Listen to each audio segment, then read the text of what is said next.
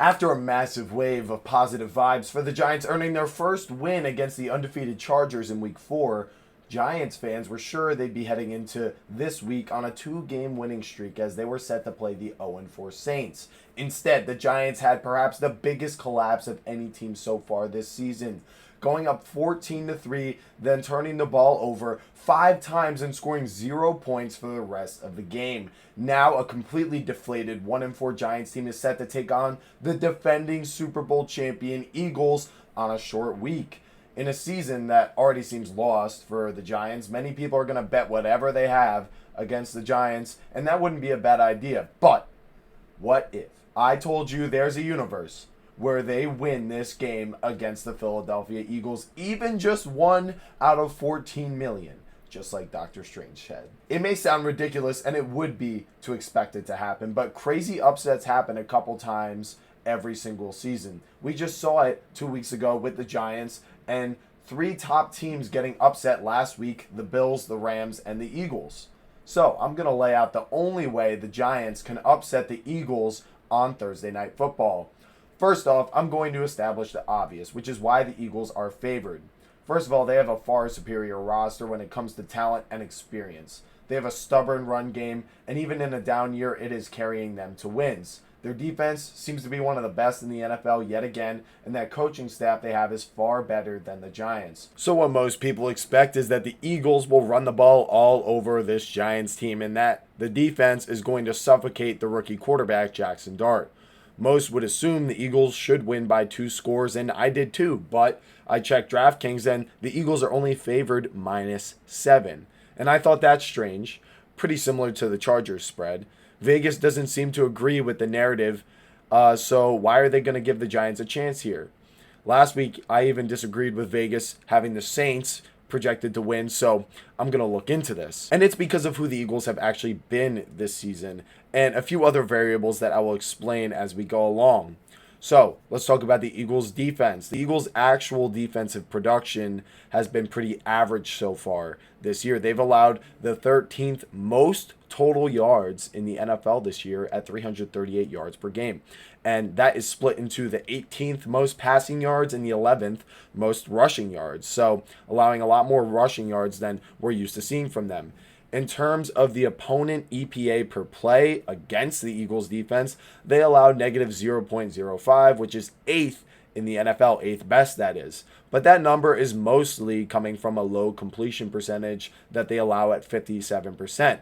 They haven't excelled at sacks or anything else at an elite level, so we know that that is how they stop teams on offense. When the Eagles are on offense, they have the 3rd least yards per game in the whole NFL at 261 yards per game. They have the 2nd least passing per game at 162 and the 8th least rushing at 92. And that doesn't sound like the Eagles at all. So let's look at EPA. They are 18th overall in offensive EPA, only really boosted by the rushing EPA, a solid completion percentage, a deep average depth of target, and no interceptions.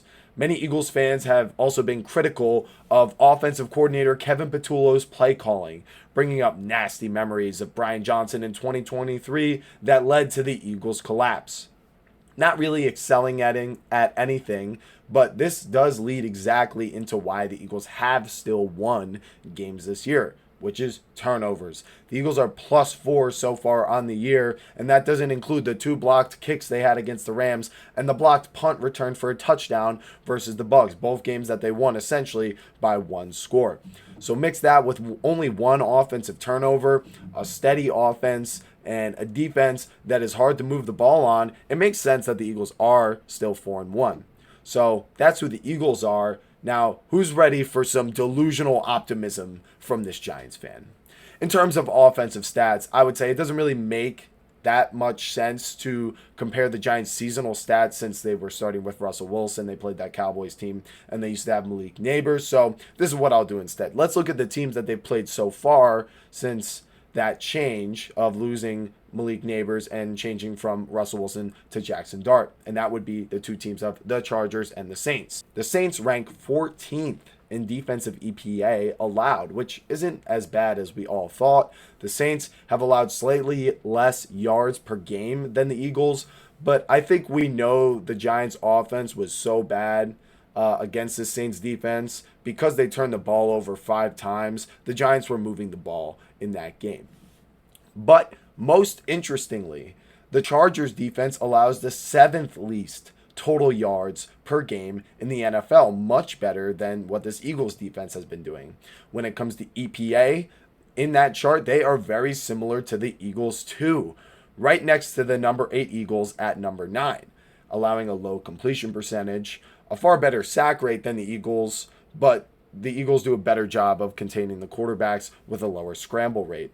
And the Chargers also don't have 3 blocks, 2 of them being returned for touchdowns. So the Giants have had success, relative success, against a defense similar to this before. You can blame the Chargers offense being bad and compromised in that game. But as I've laid out, this Eagles offense really isn't that great either, maybe for different reasons, but it just isn't. So if it isn't clear already, the Giants are going to have to play a clean game like they did against the Chargers in order to stay in this game. That means no turnovers, no blocks on special teams, or just to have less of them go against the Giants than go against the Eagles in this game.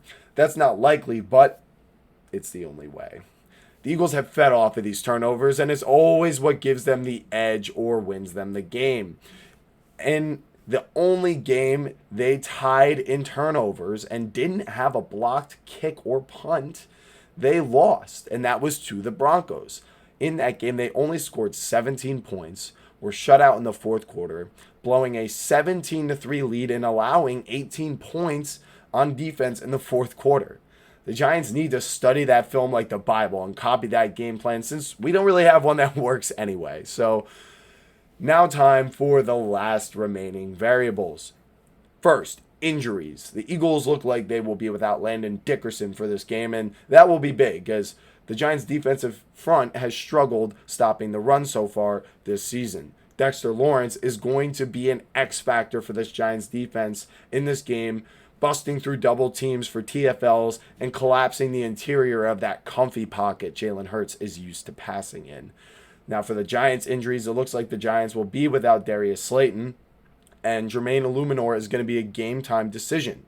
Losing him could be the dagger. But even without him, Marcus Mbow has been promising as a swing tackle, and perhaps he will step up to the task as a rookie fifth-round pick, which he did already once this season. At wide receiver, this is the biggest question for the Giants' offense. As of now, they haven't elevated Lil Jordan Humphrey or signed an Isaiah Hodgins. So where is the separation going to come from against this Eagles secondary? I've got my eyes on Wan'Dale to simply be reliable on some design touches to help us stay ahead of the sticks and avoid negative plays. And I'll be looking for bigger plays in the passing game to come from the tight end duo of Theo Johnson and Daniel Bellinger, which they have been serviceable and effective for the Giants in Malik Neighbors' absence. Jackson Dart is also going to be needed in the run game to, remove one of those defenders, and also in the passing game, scrambling away from this Eagles pass rush that excels at containing the quarterback so that he can extend plays and buy time to give the wide receivers some more separation.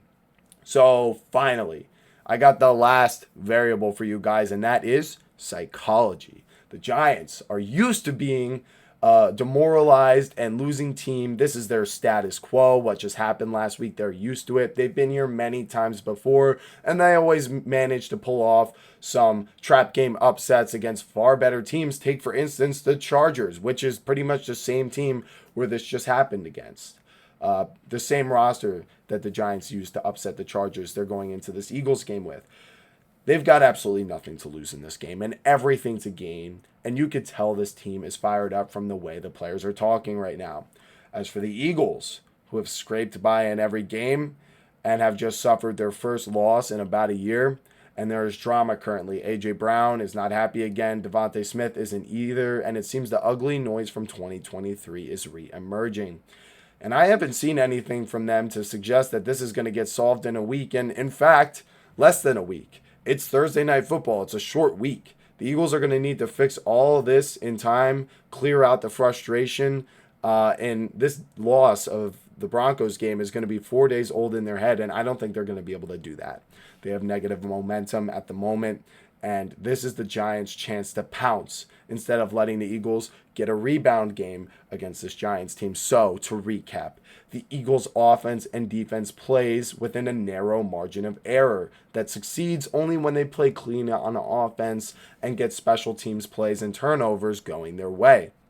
So, if the Giants can play their best game yet with this young developing team, play clean, be flawless on special teams, I believe they will stay in this game. But that's not going to be enough. They're going to have to be a little aggressive and lucky to force some turnovers out of Jalen Hurts and this Eagles offense so that the Giants can play conservative on their end of offense, so that they're the team forcing the Eagles to execute on offense and forcing them to play from behind or from a neutral game script.